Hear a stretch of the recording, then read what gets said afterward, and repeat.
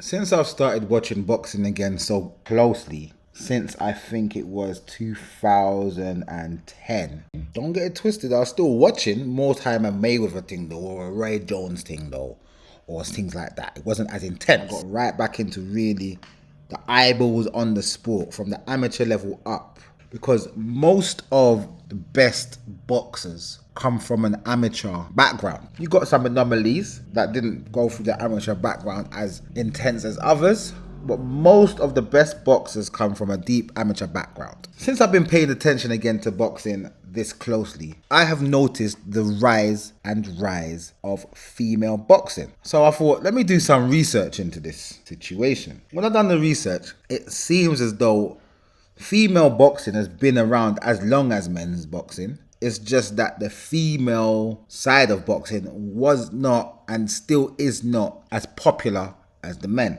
They say the first sighting of female boxing were two women called Nell Saunders and Rose Harland in 1876. I believe it was in America. But the first time the female boxing genre was at the Olympics was an exhibition or demonstration at the St. Louis Olympics in 1904. And after that, I don't see anything about the amateur side of female boxing being associated with boxing until 1993, when the AIBA passed a resolution to allow women's boxing in November 1993. And in 1999, they held their inaugural European Cup for women. Then the first World Championships were in 2001 in Pennsylvania, Scranton to be exact. At the same time, it never got to the Olympics until 2012. But before that, the first woman to be sanctioned as a professional boxer was Caroline Svensson in 1975. She was the first to get a boxing license, and that was in the United States. The first female to get a boxing license in the UK was a Jane Couch in 1998. So as much as it wasn't on the amateur scene, there must have still been amateur boxing going on, but the female pros got sanctioned first, or they got legitimized first or recognized first. Not worldwide, only in America, and then it came to the UK in 1998. The first time it was in the Olympics was 2012. So this is when you're starting to see amateurs come through, because to be fair to you, in my opinion, female boxers are not as skilled as men boxers in general. And that, in my opinion, is based on the whole amateur setup. When you have your amateur background, you learn the skill better. Therefore, such people such like Lomachenko and Usyk can have they've had 2 Olympics. The Olympics is every 4 years. They've gone to 2 of them and then turned pro. And then when they turned pro, they didn't go through the traditional fighting journeyman. They went straight in and fought at a championship level.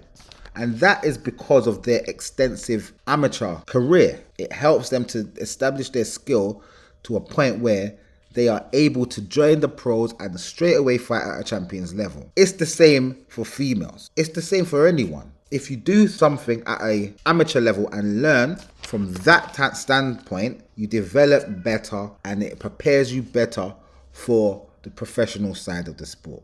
Not all amateurs transfer and turn into great pros or even good pros. And that is the same for the females. Not all amateurs turn into great pros or good pros. It's just a good stepping stone, and it's a good place to learn your craft before you go into the professional side of the sport. And as a result of females in the Olympics, or the amateur scene, I should say, as a result of the amateur scene growing, it's producing better skilled female fighters. The Olympics started off with 3 weight classes: flyweight, lightweight and middleweight. Your flyweight champion in 2012 was Nicola Adams. Your lightweight champion was Katie Taylor, and your middleweight champion was Clarissa Shields. And since 2012 coming into today, they've added 2 more weight classes. They've added the featherweight weight class and the welterweight weight class. Now, when it comes to female boxing, it's not the same as men.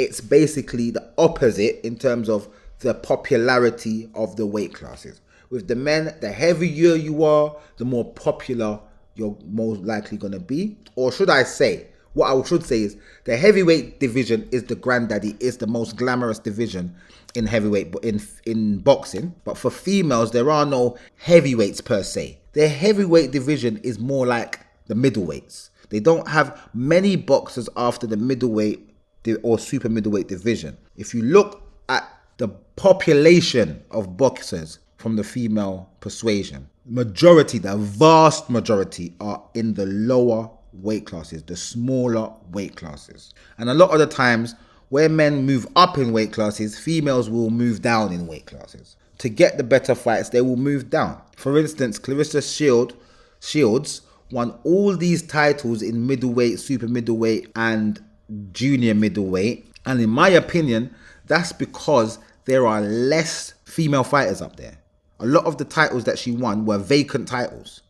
Whereas Katie Taylor, who's in the lightweight division, she has to get her undisputed status, she's had to fight champion after champion after champion. There weren't many, if any, vacant belts.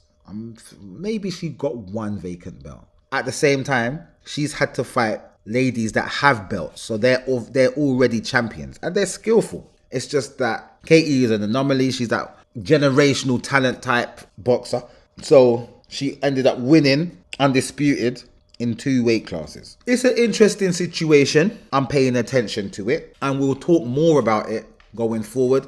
This is just an introduction to the fact that we will speak about female boxing on this channel. Thanks for listening. I hope you enjoyed, and I'll see you in the next video.